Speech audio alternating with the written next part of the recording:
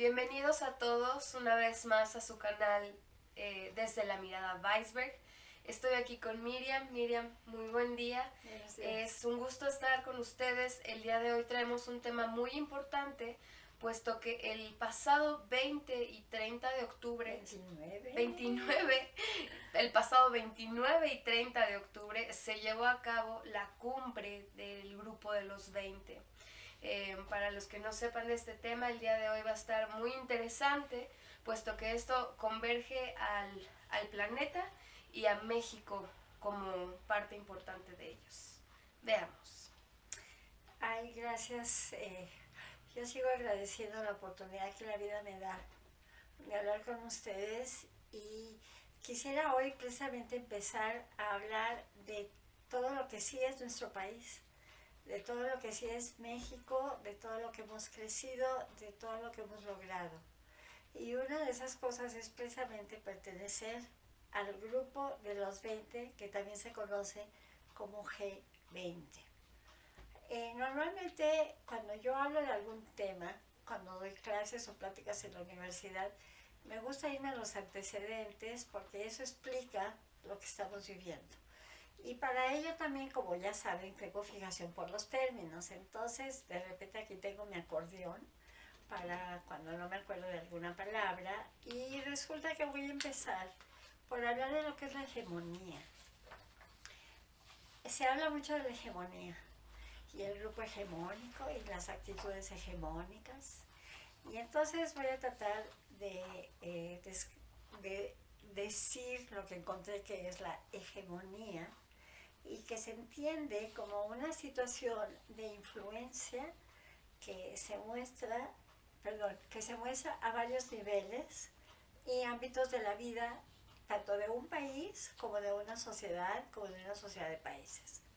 Es decir, tener una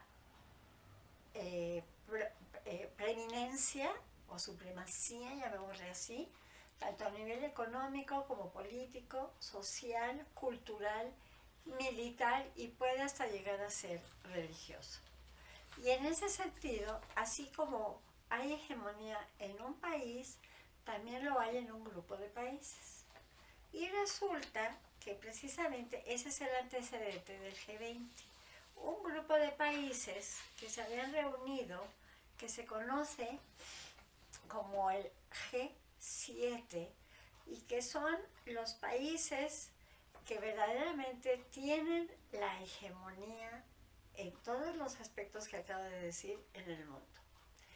Esos países que podemos citarlos y que son Alemania, Canadá, Estados Unidos, Francia, Italia, Japón y el Reino Unido, pero que también cuentan con la presencia de la Unión Europea como representante de los países que la integran. Y este grupo G7, que es como el que se le conoce, podemos decir que es el grupo con mayor relevancia y peso político en el mundo. La primera reunión que tuvo este grupo de G7 fue en Francia en 1975 con un carácter básicamente económico que con el paso del tiempo fue adquiriendo también un gran peso e interés político.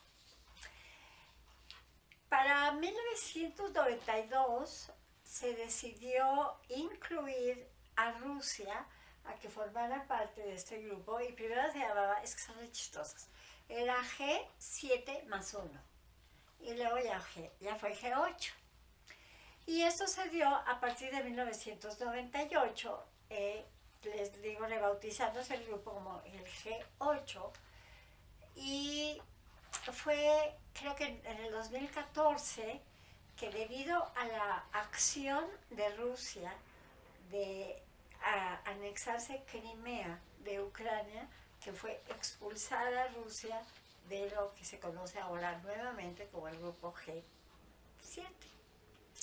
Y entonces este grupo G7, que es el que ha realmente tomado las decisiones a nivel, llamémoslo macro, universalmente hablando, pues en algún momento dado dijeron, ah, no, pues es que claro, el club de los ricos y se abusan y se aprovechan y hacen lo que se les da la gana, que sí es cierto, hacen lo que se les da la gana con todos nosotros, porque como una vez lo dije, los seres humanos para las cúpulas del poder somos absolutamente desechables e inexistentes en muchos casos.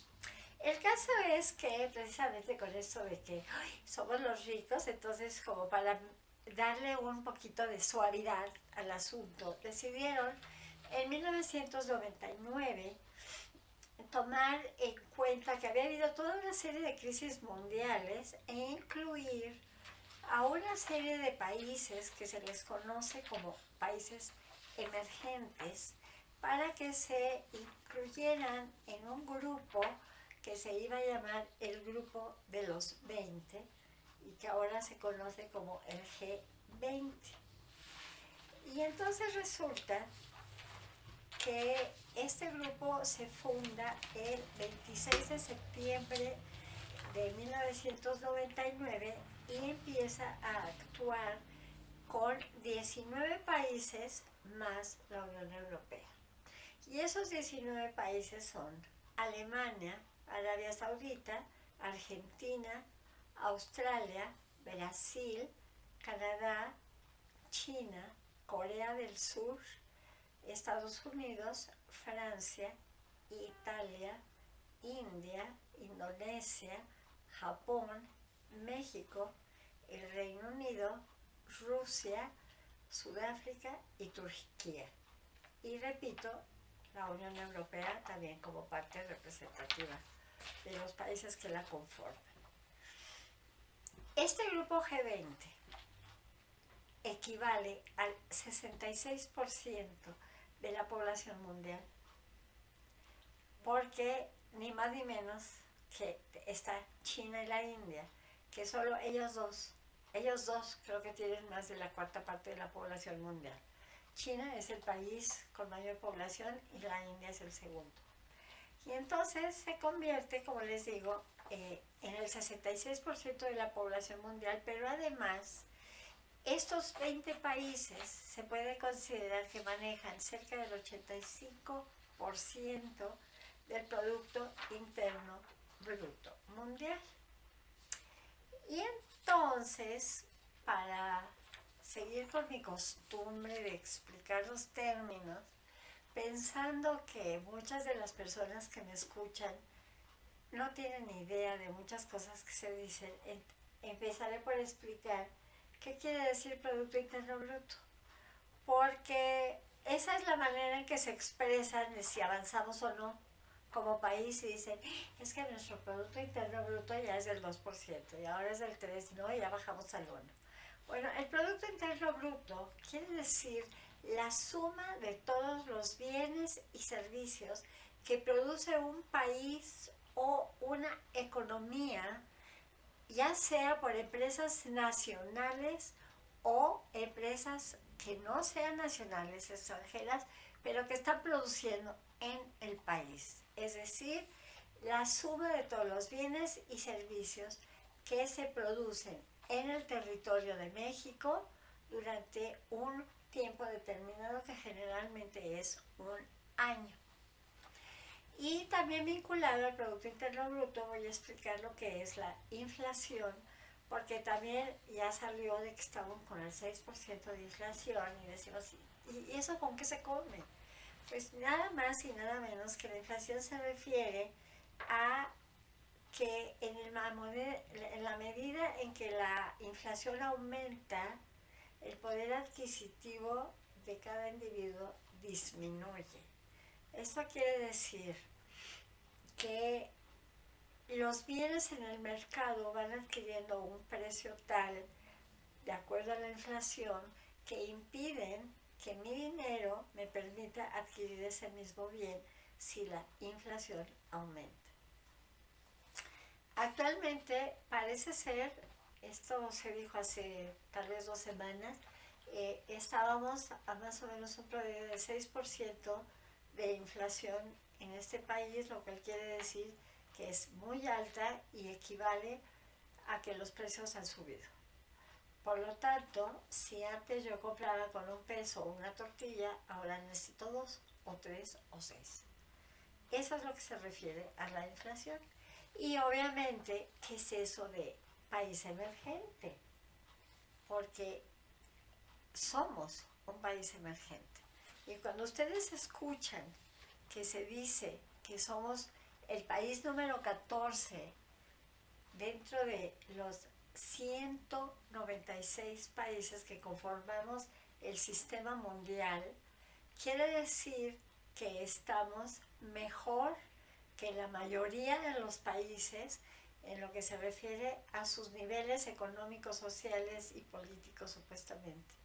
Por lo tanto, entenderíamos que un país emergente es aquel que, si bien todavía no llega al nivel económico y social que tienen los 7 países desarrollados, ya van en camino debido a su producción, debido a su nivel de exportaciones e importaciones, van hacia allá mucho más adelante que lo que conocemos como países de menor desarrollo relativo y que incluyen aproximadamente a 170, 174, 176 países del mundo. Y hago esta aclaración precisamente porque cuando hay quienes dicen que somos un país producto de rateros corruptos que no han hecho nada por este país, están mintiendo. Yo no dudo de que haya quien robe. Yo no dudo de que los políticos sean la Madre de Teresa vestidos con corbata. No. Hay de todo en la Viña del Señor. Lo que sí puedo afirmar es que este país, México, es de los 20 países con mejor situación relativa con respecto al resto de los demás. Y eso me parece que es importantísimo que lo recalquemos cada vez que pensamos que nosotros como mexicanos debemos bajar la cabeza porque somos pobres, porque estamos en quiebra y porque somos un país que hemos sido dirigidos por mediocres. Es mentira. No hemos sido dirigidos por mediocres, no estamos tan pobres. Ya les contaré cuando hable yo de mi experiencia en la India. Y efectivamente hay pobreza. Y la pobreza es un elemento que no podemos evitar en un contexto social donde quiera que volteemos. Donde quiera que volteemos. Bueno, resulta que este grupo de G20, cuando se formó como tal, se consideraba más bien como que era un grupo de segundo nivel y el objetivo era básicamente financiero. Y entonces quienes asistían a las reuniones del G20 eran realmente los gobernantes o presidentes de los bancos centrales. Como se dio en el caso de México, el Banco de México, que es el que determina una serie de elementos, el costo del dólar, etcétera, etcétera. Resulta que en 2008 se dio una situación de crisis económica a nivel mundial tan inusitada, tan fuera de lo que estaba acostumbrado, incluyendo los grandes países, que desequilibró la economía mundial. Y esto se inició por un problema crediticio en los Estados Unidos, que los bancos habían dado demasiados créditos hipotecarios que luego no fueron recuperando lo que habían prestado porque la situación en el país no se pudo dar para eso. Y no solamente afectó a los Estados Unidos, sino que se multiplicó como efecto dominó a todo el mundo. De ahí empezaron las grandes crisis en Grecia, en Portugal, en países asiáticos, inclusive Italia, etc. Y entonces, el 14 de junio del 2008, se lleva a cabo una reunión de los países. Esta reunión se llamó Cumbre de los Jefes de gobierno o jefes de Estado de esos 20 que estaban formando el G20.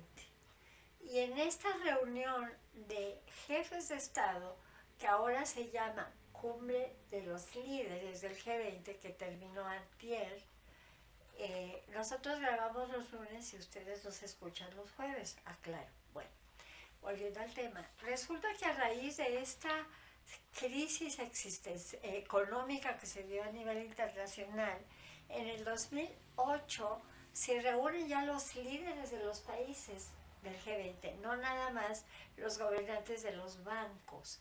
Y entonces ahí ya nace otro nivel para el G20. Entonces yo no es nada más un grupo a segundo nivel de gobernantes de los bancos centrales, sino que se convierte en un organismo internacional de primer nivel que sus jefes de Estado se reúnen una vez al año, que precisamente esa fue la reunión que tuvo lugar ayer y antier. Es muy importante informarles, que tengan claro que este grupo de los 20 no es así un grupo aislado ahí que anda en la estratosfera.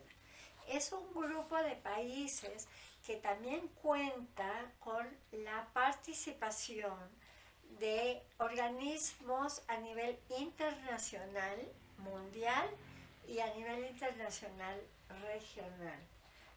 Son 14 estos organismos, 7 mundiales y 7 regionales. De los 7 mundiales mencionaré así, por ejemplo, están las Naciones Unidas, la ONU, está el Fondo Monetario Internacional, está la Organización Mundial de Salud, está la Organización ¿cómo se llama? Mundial de Comercio, la OMC, y está también la Organización Internacional del Trabajo, la OIT, entre los 7 que forman los organismos internacionales mundiales. La verdad es que no quise entrar en detalle de cuáles son los regionales, porque el G20 está formado por todas las regiones del país. Los 7 países que están formando parte de este grupo están representando todas las regiones del mundo: África, Asia, Europa, América, Medio Oriente y Australia. Entonces, también les quiero decir que asimismo, como cuenta con estos organismos internacionales que digamos que apoyan la actividad del G20, también cuentan con 2 áreas de actividad a raíz de que se vuelve un organismo de primer nivel y ya no nada más de cuestiones financieras. Y entonces tiene un área que se llama el canal de finanzas y un área del canal que se llama de Sherpas. Y este canal de Sherpas se encarga de todo lo que no es finanzas. Es decir, ahí se trata de las cuestiones de corrupción, de desarrollo, de comercio, de energía, de medio ambiente, etc. ¿Sí? También es muy importante que tengamos en cuenta, porque esto nos ayuda a entender también toda la fase o elemento democrático con el que cuenta el grupo de los 20, el G20, y es que cuenta también con grupos de participación de la sociedad civil. En el caso de México, al igual que en los otros 19, tenemos una participación de la sociedad civil a través de grupos que se conocen dentro del G20 como grupos de afinidad. Y esos grupos de afinidad son grupos de empresarios, son grupos de científicos y académicos, son grupos de sindicatos, son grupos de jóvenes, grupos juveniles, son grupos de asociaciones feministas, entre otros.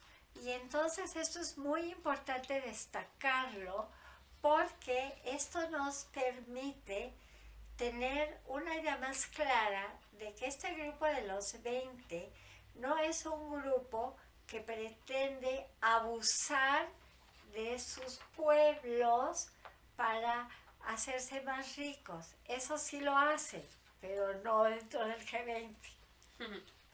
Eso lo hacen porque sucede que la hegemonía está en el 1% de los 7.400 millones de personas que habitamos el planeta, que ya lo había dicho. Y ese 1% que acumula más del 82% de la riqueza, también probablemente están personas, corporaciones que están dentro del G7, que forman parte del G20, entre otras cosas. Justo lo que nos decías, o que hemos estado aprendiendo durante este ya mes de grabación, es como un cumpleaños para nosotras. Sí, hoy cumplimos un mes. Bueno, de las cosas que hemos estado aprendiendo es que en este caso la G20 o el grupo de los 20, no podemos decir el grupo de los 20 son corruptos, sino que dentro de este ente abstracto existen varias corporaciones o grupos. O personas que sí pueden estar actuando de forma corrupta. Yo siempre hago hincapié, y ya lo he dicho en estas conferencias anteriores, que uno no puede generalizar hablando de instituciones. Y es más, me llegó hace no mucho un video donde se habla de toda la actuación de José López Portillo como presidente de México, de 1982, no me acuerdo bien de las fechas, creo que del 76 al 82. Y entonces resulta que era cuando México verdaderamente estaba con el boom del petróleo y éramos millonarios y éramos la riqueza, etcétera, etcétera. Y se habla del PRI, en contra del PRI. Yo no soy del PRI, insisto. Yo soy mexicana y me importa mi país y por eso estoy aquí sentada hablando con ustedes. Entonces hay que ponerles nombre y apellido a las cosas. Y el desmadre del 82 fue culpa de López Portillo, José López Portillo. Y exactamente lo mismo que le contesté a un señor que me agredió mucho cuando traté de defender en Facebook a la UNAM, porque la UNAM, según López Obrador, ya se volvió individualista, neoliberal, etc. A mí no me digas la UNAM, a mí dime nombres y apellidos. La UNAM, porque me dediqué a estudiar también eso, me estoy desviando un poco del tema, perdón. La UNAM está formada por un consejo universitario, que a su vez tiene una junta directiva. Esa junta directiva está formada por 15 personas. Bueno, entonces, dame los nombres. Porque la UNAM tiene cerca de 40,000 empleados, 350,000 alumnos. De los 40,000 académicos y hay 25,000 de administración, todos ellos son individualistas neoliberales corruptos, que estamos pretendiendo que la UNAM se vuelva el instrumento para abusar de los pobres. Por favor, digo, ¿no? Bueno, entonces volviendo al yo creo que eso pasa también con la G20, ¿no? O sea, sí. Hablar de la G20 es que de estos 20 países, ¿cuánta gente no tienen a su mando, a su cargo, a su organización? Son tantos y tantos y tantos que es imposible, bueno, no, claro que es posible a través de grandes investigadores, pero llegar al foco o al punto donde algo se está quebrando, ¿no?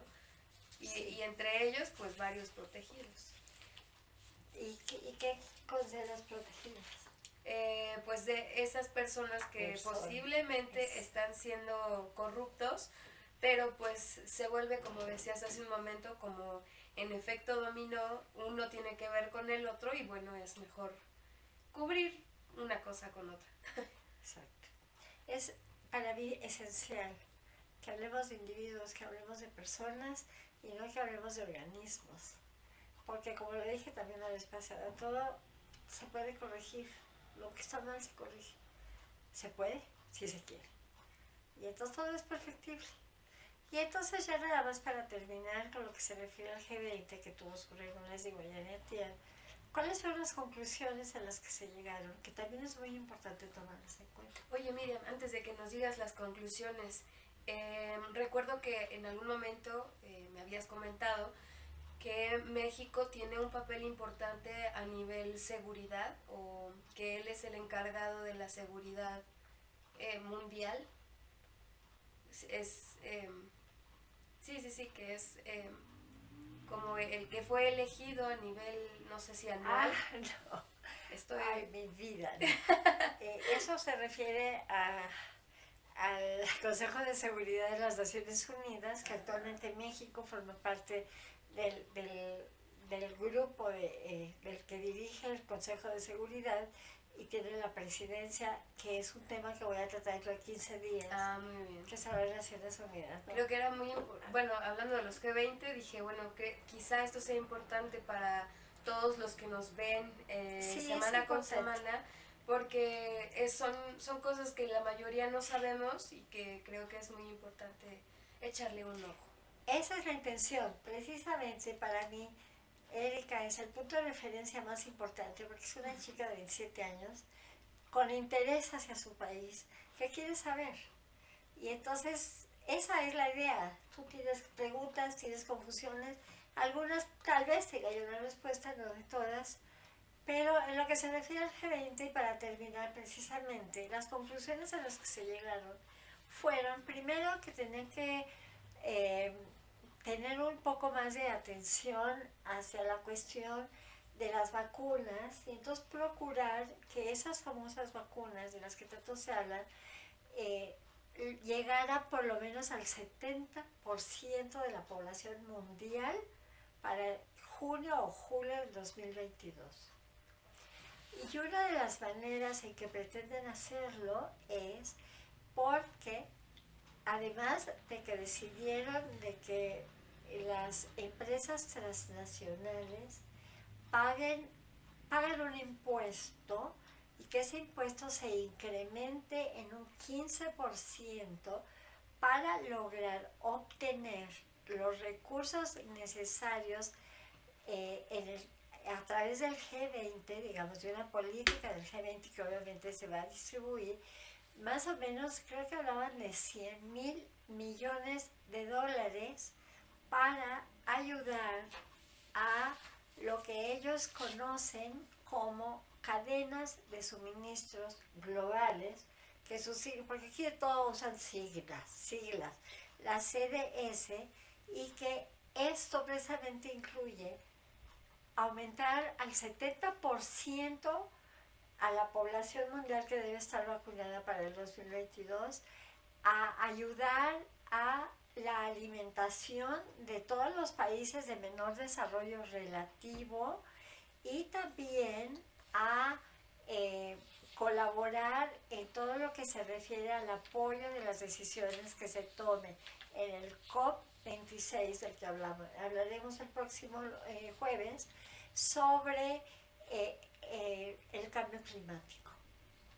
Esas fueron las conclusiones a las que se llegaron en su minuta final el grupo de los 20 que terminó su reunión antier y que agarraron el avión para irse volando a Glasgow. Fue en Italia, pero la reunión se llevó a cabo en Italia y lo presidió el señor Mario Draghi. El año que entra todavía no escuché dónde va a ser, pero tenían que volar a Glasgow, Escocia, porque el grupo, el Acuerdo de París, a través de su reunión de la COP, que ya habla de lo que es la COP26, empezó ayer. Entonces fueron el sábado para empezar ayer domingo lo que es todo lo del problema del cambio climático. Pero entonces a lo que se refiere es esta es la intención que se debe tratar en el G20. Ahora, hay que destacar algo importantísimo y que yo creo que es por lo que América Latina estamos como estamos.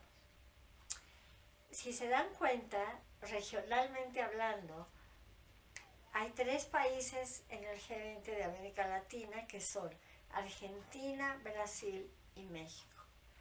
Y lamentablemente la presencia latinoamericana en el G20 no ha sido verdaderamente destacable, porque lamentablemente no hay un deseo de integridad, no hay un liderazgo claro dentro de Latinoamérica como para que podamos tener una política, una actitud y una posición de peso en el grupo del G20.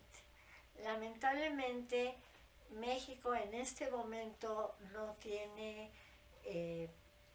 condiciones, llamémosle así porque prometí no hablar mal, pero no tiene condiciones, digamos, como para imponerse a Brasil y Argentina, que tampoco.